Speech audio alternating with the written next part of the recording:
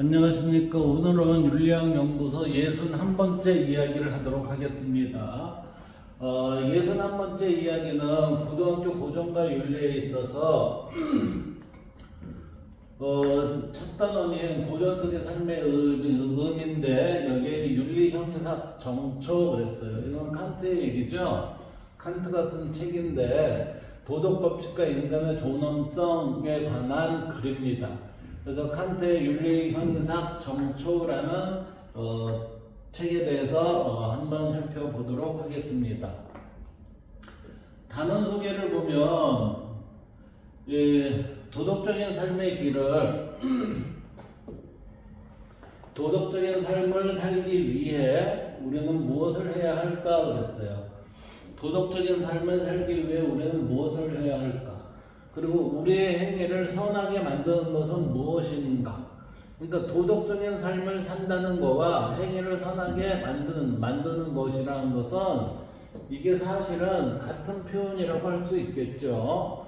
그래서 우리는 무엇을 해야 할까? 무엇이고 만드는 것은 무엇이고 또 인간을 대하는 올바른 자세는 무엇입니까? 그러니까 인간을 대하는 올바른 자세는 무엇입니까? 라고 했어요.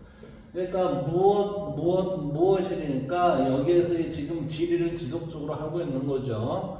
그래서 칸트는 선 의지를 갖고 인간을 그 자체로 존중하는 것이 도덕적 삶의 핵심이라고 강조를 했어요. 인간에게는 본성적으로 선한 의지를 행해야 한다라는 그러한 바탕을 가지고 있다라고 칸트는 보고 있습니다. 그래서 인간을 그 자체로 선의지를 갖고 있는 인간을 그 자체로 존중하는 것이 도덕적 삶의 핵심입니다. 그러니까 인간은 선한 모습을 지니고 있는 존재이니 우리는 선하게 살 수밖에 없겠구나 라고 이렇게 하는 거죠. 그래서 이 단원에서는 칸트의 윤리형이삭 정초를 통해 도덕적 삶의 근원이 되는 도덕법칙의 특징과 그러니까 이게 원리죠, 원리. 도덕법칙의 특징, 원리의 특징과 인간의 존엄성에 관해 인간의 존엄성이라는 건 뭐를 얘기하는 건 선의지를 지닌 자로서 탐구하고 일상의 삶 속에서 인격을 존중하는 방법에 관해 알아본다. 일상의 삶 속에서 인격을 존중한다는 것은 개인의 가치를 존중할 줄 알아야 한다라고 이렇게 보면 될 것 같습니다. 따라서 여기에서의 단원 성취 기준은 정언명령의 의미를 정언명령이라는 것은 우리가 어떤 것을 해야만 한다라는 그러한 의미겠죠. 그래서 조건부가 아닌 당연한 것, 당연히 뭐뭐 해야 합니다, 라는 이런 명령에 따르는 도덕적 행동에 대해 탐구하고 구체적인 사례를 제시할 수 있다.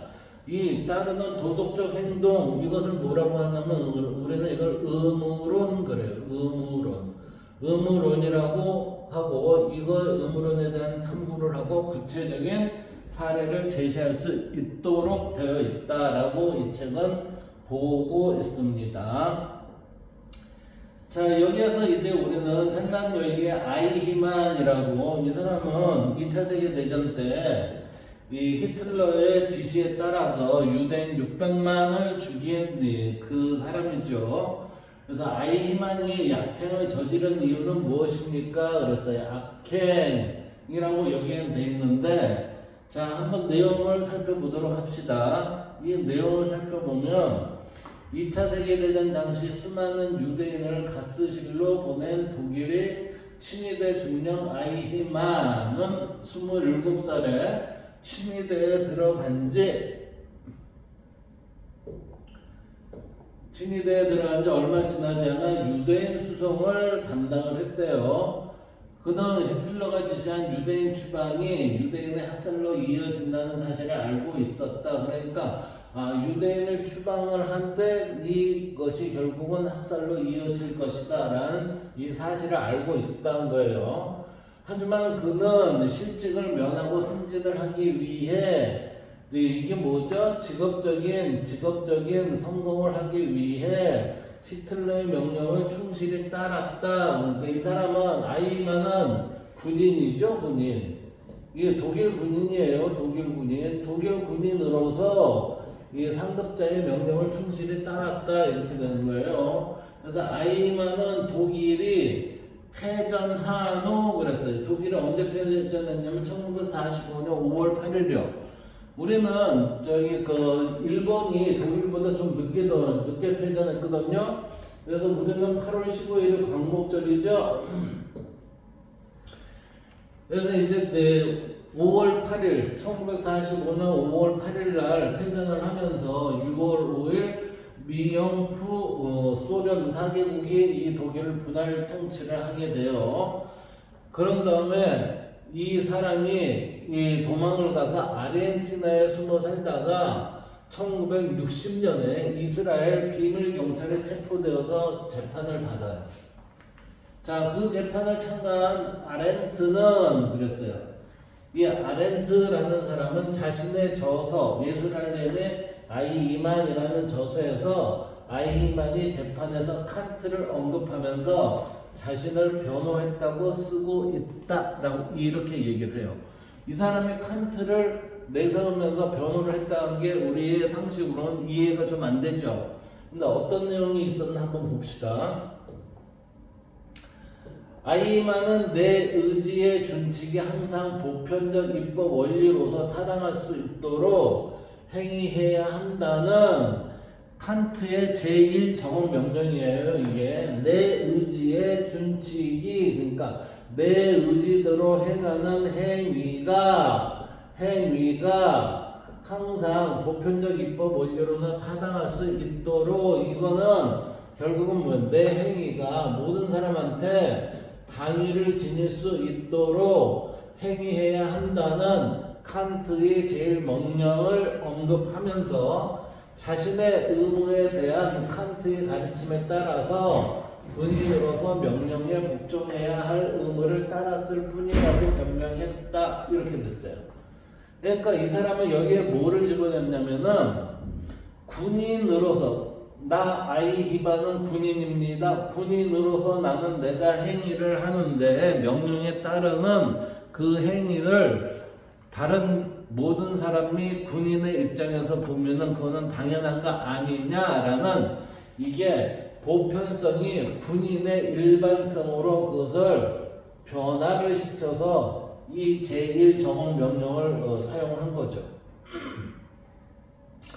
아렌트는 아이만이 지극히 정상적이며 평범한 사람이라고 말하고 있다. 아렌트에 따르면 그는 평범하고 성실한 인간이었으며 개인적으로는 전혀 반율대주의적 성향을 가지고 있지 않았다. 아이만 재판을 보고 아렌트는 악의 평범성을 주장했습니다. 악의 평범성.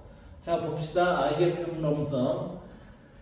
악의 평범성이라는 것은 악한 사람만이 악을 범하는 게 아니라 특별히 사악한 사람만이 악을 행하는 것이 아니라 아이만 같이 평범한 사람도 누구나 악을 행할 수 있다는 것이다. 이게 악의 평범성이에요. 이게. 그러니까 우리는 어떤 행위를 할 때 이 행위에 있어서 우리는 선과 불선을 두고서 항상 말없는 선택을 한다니까요.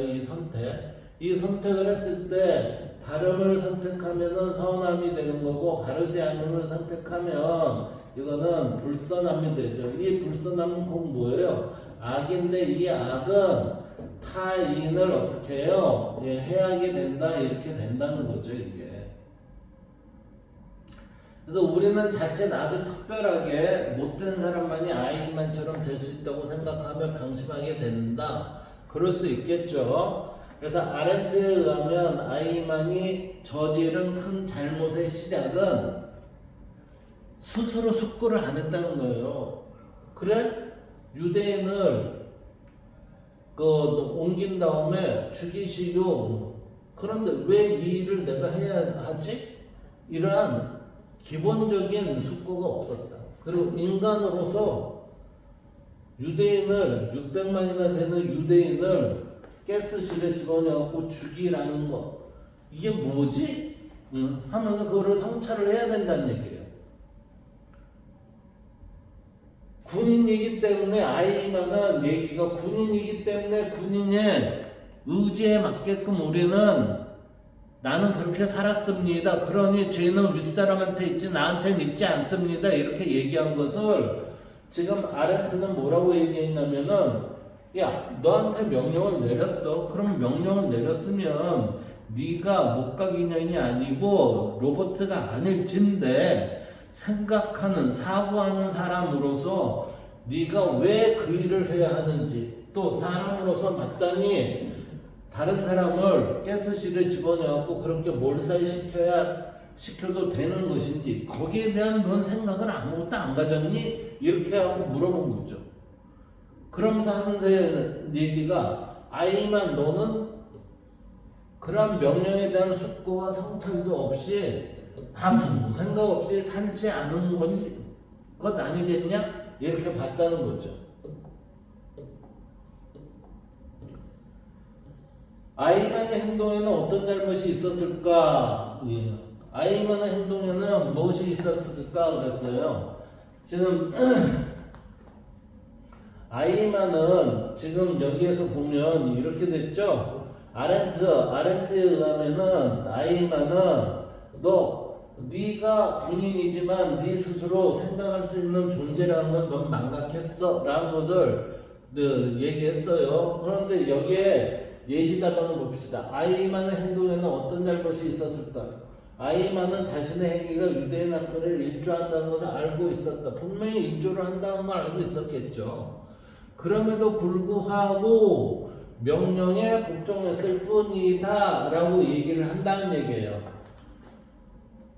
이것은 인간의 생명을 존중하는 것보다 자신의 승진이나 생계에 더 큰 가치를 둔 것을 은폐하기 위한 변명에 불과한 것이다 이렇게 보고 있는 거죠. 아렌트는 네가 살기 위해서, 네가 먹고 살기 위해서, 네가 승진하기 위해서 남을 괴롭히고 해쳐도 되지 않겠냐라고 생각하는 그 얘기라고 하는 거죠. 또한 자신의 행위에 대한 깊은 숙고와 성찰이 없이 성실하기만 한 측면도 잘못이다. 위에서 명령을 하면 성실하게 그것을 이행만 했을 뿐이지 네 생각은 전혀 지금 갖고 있지 않네. 그러니까 너는 생각 없는 로봇이다 목각인형과 똑같지 않니? 이렇게 이제 본다는 거죠. 그래서 구조적으로 악인 사회에서 성실한 직무의 수행은 악을 확산시키는데 일조하는 것이기 때문이다. 자, 우리나라 같은 경우에도 지금 작년 12월 3일 날 계엄령이 선포됐죠. 여기에 대비를 해보세요. 여기에 누가 아이만 같은 존재였고 누가 아이만 같은 존재가 아닌 스스로가 직무 수행에 대해서 내가 깊이 숙고하고 성찰한 자인지 그러면 이제 대충 나오잖아요. 두 번째는 칸트 윤리에 대한 아이만의 이해에 잘못된 점이 있다면 그것은 무엇일까 그랬어요. 제1 정원 명령에 대해서 이 사람은 얘기를 자기의 주장을 할 때 그거를 썼어요. 자, 이 부분에 대해서 우리는 어떻게 생각을 해야 되는지 한번 봅시다. 아이만은 칸트의 제1 정원 명령의 의무를 자신의 편의에 따라 곡해한 것이다. 이게 지금 우리가 곡해한 형태의 현실에서 지금 살고 있잖아요. 이게 현실 속에서 이게 곡해라는 얘기는 발음이 아닌 바르지 않은 것을 바른 척하는 거예요. 바른 척. 그래서 칸트는 의무 개념은 선의제의 개념을 포함하며 선의제의 개념을 의무에 포함을 하니 그 의무라는 건 당연히 하지 않으면 안 된다라고 된다는 거죠. 그래서 선의제의 개념은 의무 개념을 통해서 더 분명해진다. 하지 않으면 안 된다. 꼭 해야 된다. 이렇게 되는 거죠. 그래서 선의제는 어떤 것이 도덕 법칙의 명령이기 때문에 그 행위를 선택하는 의지이다. 도덕 법칙의 명령이라는 것은 우리의 내재적인 형태에 있어서의 뭘 가지고 있다? 선의지를 가지고 있다. 따라서 우리는 그 선에 입각한 나의 행위의 개념을 해야만 한다 라고 이렇게 본다는 거죠. 그런데 아이만이 내세운 의무는 자신에게 주어진 일을 마땅히 하는 것으로서 자기에게 주어진 일을 마땅히 하는 건데 직업적으로 칸트가 주장하는 도덕적 의무를 혼돈하고 있는 것이다. 사람을 죽이는 게 도덕적 의무로 우리가 마땅히 해야 되는 것인가? 라는 거에 대한 숙고와 성찰을 하지 않았다는 그것을 지적을 하는 건데 칸트의 두 번째 정언 명령은 인간 존엄성 정신을 알지 못하고 있다. 그러니까 결국은 두 번째 정언 명령은 인간은 존엄하다라는 내용인데 그럼에도 불구하고 제 정언 명령만 딱 갖다 쓰고 하는 얘기가 나는 명령에 따랐을 뿐이요. 이렇게 얘기만 한다는 거죠. 그래서 칸트는 너 자신과 다른 모든 인격에 있는 인간성을 언제나 동시에 목적으로 대우하고 단순한 수단으로 대우하지 말라는 제2의 정언명령을 제시를 합니다.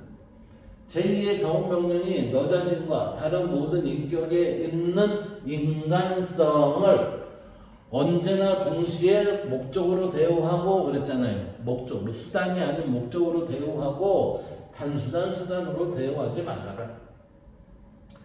자, 칸트는 인간은 존엄한 존재이며 인격을 반드시 존중해야 함을 강조를 하고 있어요. 자, 세 번째 이제 예시다반을 봅시다. 세 번째 예시다반은 지금 이 얘기예요.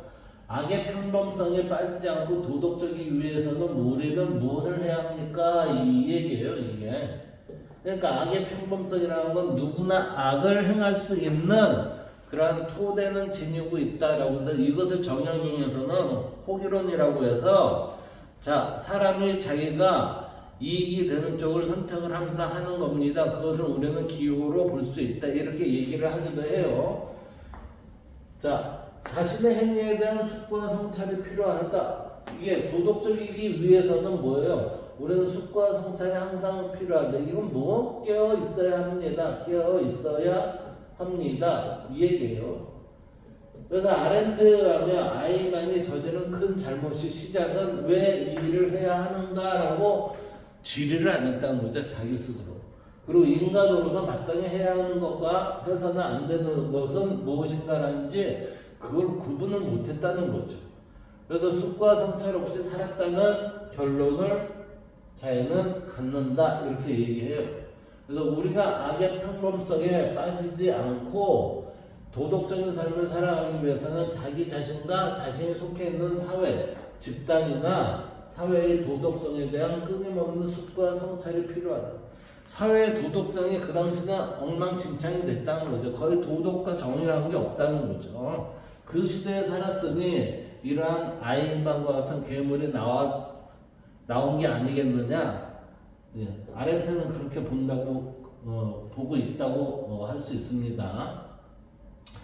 자, 알아보기 윤리 형이선학 정초인데요. 이거와 칸트의 윤리 사상이에요. 정초라는 것은 주춧돌이에요. 주춧돌. 모든 거에 있어서의 주춧돌이 기둥이 돼 세우는 거죠. 그래서 정초는 주춧돌을 놓다라는 뜻으로 독일어로 그랜트 레곤이라고 해서 그론트 이게 근거고 레공이라고 해서 이건 놓은 놓는다는 얘기예요. 그래서 이거는 기초 놓기 또는 근거 지음이라는 의미랍니다. 그래서 윤리 형상의 근거 지음 아니면 기초 놓기 이렇게 그 의무론적 윤리학 그랬어요. 의무론적 윤리학 행위의 원폭 흐름을 결과가 아니라 도덕 법칙의 준수 여부에 의해서 판단하는 윤리이론입니다. 그러니까 내가 향한 행위의 결과가 이익이 있던 없던 떠나서 내가 도덕 법칙에 의해서 나의 행위는 행해져야 된다. 그 다음 결과에 대해서는 좋을 수도 있고 나쁠 수도 있다. 그렇지만 어떤 것도 상관이 없다라고 이렇게 본다는 거예요. 그래서 도덕 법칙이나 규칙을 준수하는 행위를 옳은 행위로, 위반하는 행위를 그런 행위로 보는 것을 우리는 의무론적 윤리학 이렇게 본다는 얘기죠. 오늘날 우리는 인간 복제, 안락사, 낙태, 사형제도, 테러리즘 등 수많은 도덕적인 문제와 부딪히며 살아가고 있죠. 도덕적인 문제, 갈등에 부딪히며 살아가고 있습니다.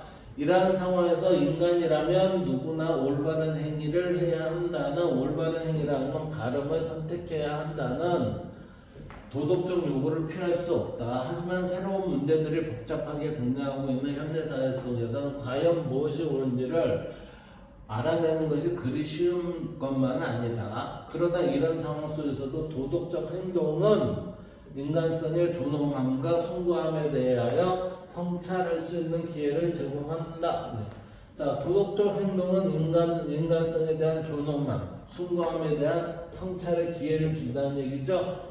그래서 지하철에 떨어진 사람을 구하고 정작 자신은 죽어간 젊은 청년의 이야기에서 아무런 대가도 바라지 않고 가난한 사람을 위해 평생을 바친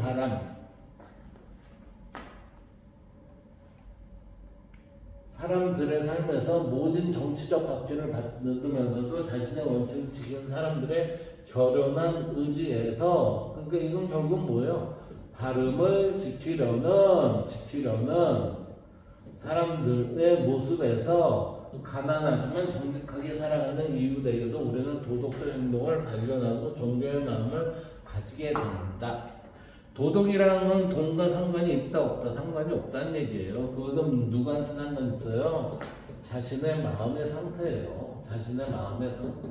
마음의 상태에 따라서 내가 좋다, 나쁘다 이거를 선택을 하면서 나갈 수 있다는 거죠. 우리가 매일 일상의 삶 속에서 확인하고 존경을 표하는 이러한 도덕성을 칸트는 자신의 도덕 철학, 이게 출발점으로 삼았다 그랬어요. 일상의 것, 이것은 우리가 도덕의 출발점으로 삼았어요. 칸트의 관심사는 우리의 행위를 무조건적으로 선하게 만드는 도덕성의 근거가 무엇인지를 밝히는 것이다. 그러니까 도덕성의 근거가 뭔가는 있다 이렇게 보는 거죠. 이런 문제의식에서 저술된 칸트의 저작이 서양 윤리사상사에서 불의 명제로 꼽히는 윤리형이상학 정초라는 책입니다. 이 책은 이성에 기초하여, 그런데 여기 이제 이성이 뭔가 한번 봅시다. 이성에 기초하여 도덕법칙과 인간 존엄성의 근거를 분명히 밝힘으로써 음모론적 윤리학과 인격 존중 윤리학의 확고한 전통을 확립한 것으로 보인다라고 했어요. 인간 존엄성의 근거를 분명히 밝힘으로써 음모론적 윤리학, 인격 존중 윤리학이 확고한 전통을 확립한 것으로 평가받고 있다. 자, 윤리의 형사 정초에서 칸트는 우리가 일상적으로 접할 수 있는, 자, 도덕이라는 것은 일상적인 거예요. 그래서 이 이해를 출발점으로 삼아서 도덕의 최고 원리, 도덕 법칙이 무엇인지를 규명을 해요. 도덕의 최고 원리가 도덕 법칙이에요. 그래서 그런 다음에 다시 이 도덕이 최고 원리에 의해서 행위의 도덕성 근거를 확립하고자 한다. 칸트는 구체적으로 나의 선택과 행동을 그 자체로 선하게 만드는 것은 무엇인가? 그 자체로 선하게 하는 건 무엇인가? 다른 종류의 명령과 구별되는 도덕적 명령의 특징은 무엇이며 다른 사람을 목적으로 대우해야 한다는 것은 또 무엇인가? 여기에 대해 자세히 논의하고 있다. 윤리형이상학 정초에 나타난 칸트 윤리 이론의 주요 내용은 다음과 같다. 첫째, 행위를 도덕적으로 선하게 만드는 것은 결과의 좋음이나 유용함이 아니다. 그 행위를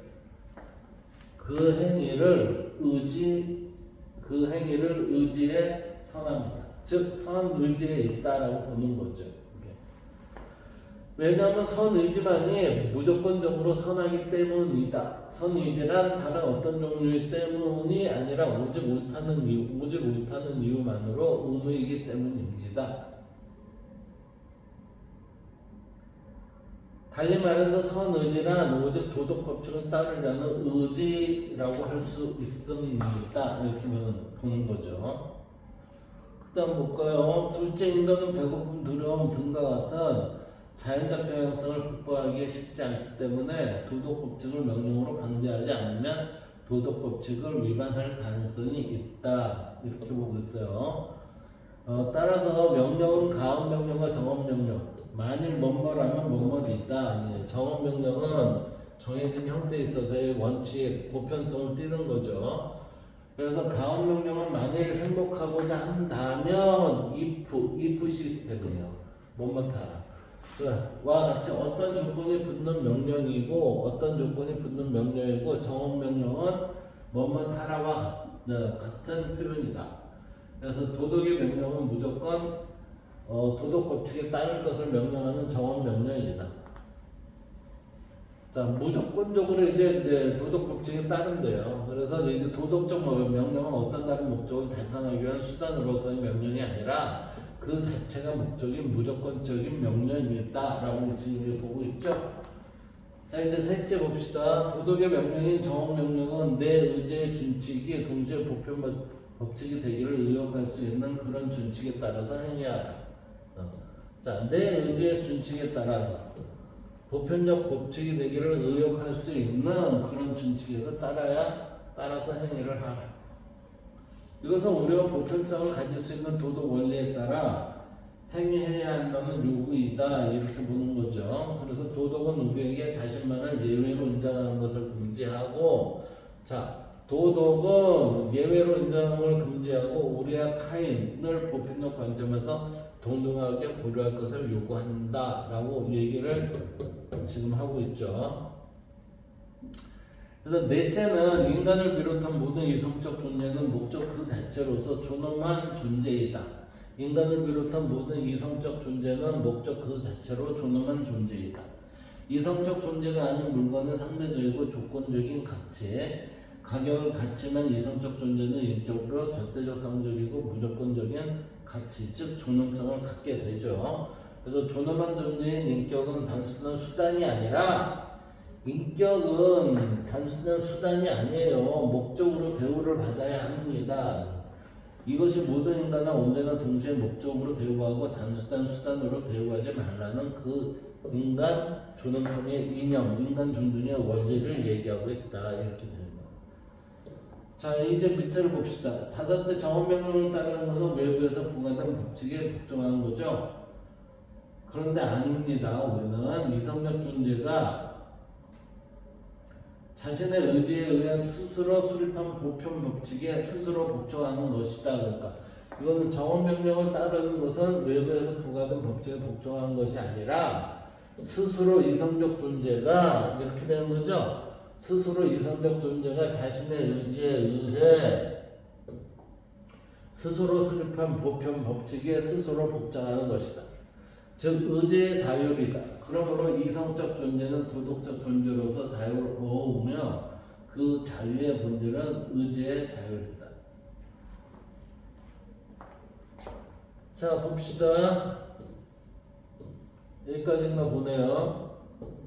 그래서 여기에 보면 지금 다섯째 정원명령을 보면 뭐라고 그랬어요? 정원명령을 따르는 것, 외부에서 부과된 법칙에 복종하는 것이 아니라 이성적 존재가 자신의 의지에 의해 스스로 수립한 보편 법칙에 스스로 복종하는 것이다.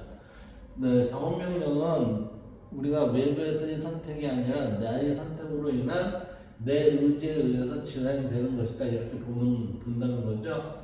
그래서 의지의 자율이다. 그러므로 이성적 존재는 도덕적 존재로서 자유로우며 그 자유의 본질은 의지의 자율이다. 라고 말을 하고 있습니다. 여기까지 해서 칸트의 형이상학 정초 내용을 한번 알아봤습니다. 아이만과 같은 우리는 괴물이죠, 괴물. 그러한 괴물들이 아이만이 혼자만이 아니라 굉장히 많이 있다는 사실을 알고 살아가야 돼요. 자, 오늘 칸트의 형이상학 정초 여기까지 일부 막을 내리도록 하겠습니다. 감사합니다.